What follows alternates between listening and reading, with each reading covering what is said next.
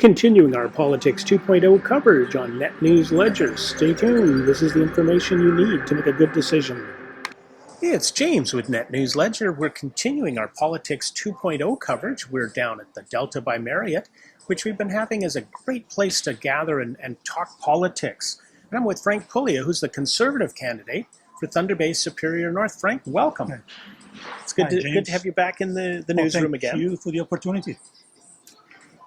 Campaign is on the go now. We're, as the starting gun has been fired off by the Prime Minister on September 11th, you've been campaigning through the summer, and people have been telling you at the doors what they feel and what they want. You've been doing a lot of listening. What have you been hearing?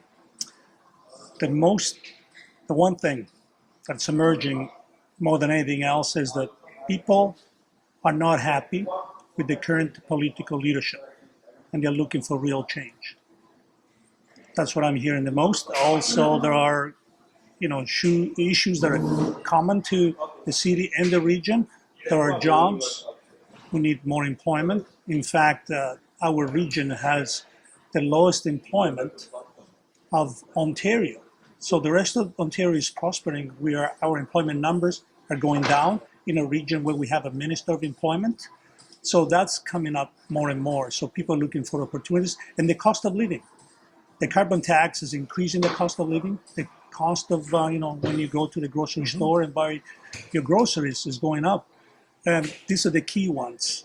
And the climate is also important to many people. And in our plans, I'm view myself as an environmentalist. I like to protect the environment. I care for the environment as much as anybody else. And those are the issues that are emerging and have been throughout the summer.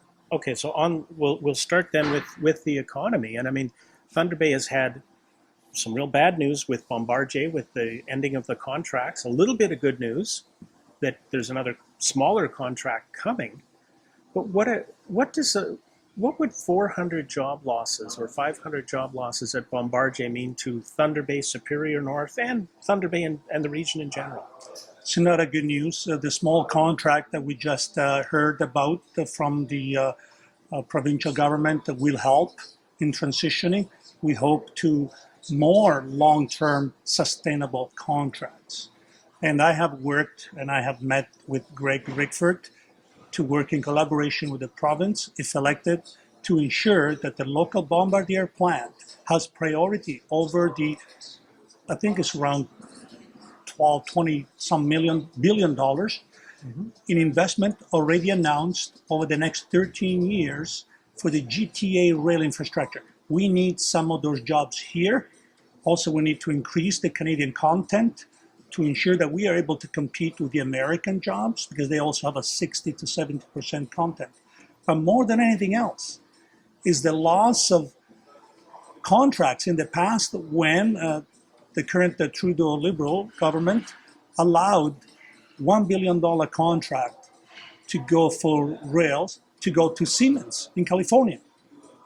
And our current Minister of Employment, I don't recall hearing anything. Nobody has heard anything that I'm aware of. So where was the action then to ensure that the jobs for Bombardier were protected when the government had a chance to do so?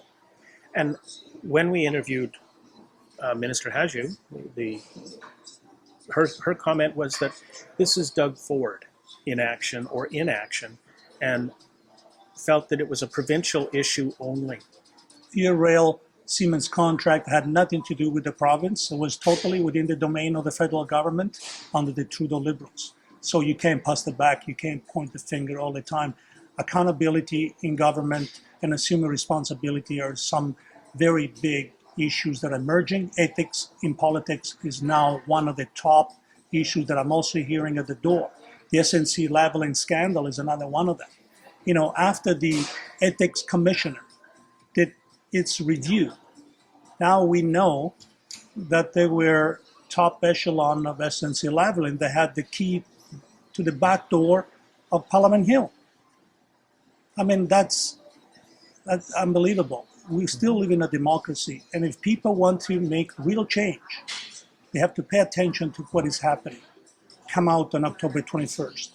You have a voice, you can make a difference.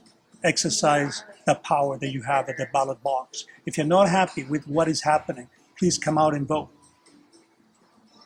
And Frank, that, I think, says what you want to say. This is James with NetNewsLedger. This is our continuing Politics 2.0. And stay tuned because you are going to want to see and hear what we're going to be sharing with you.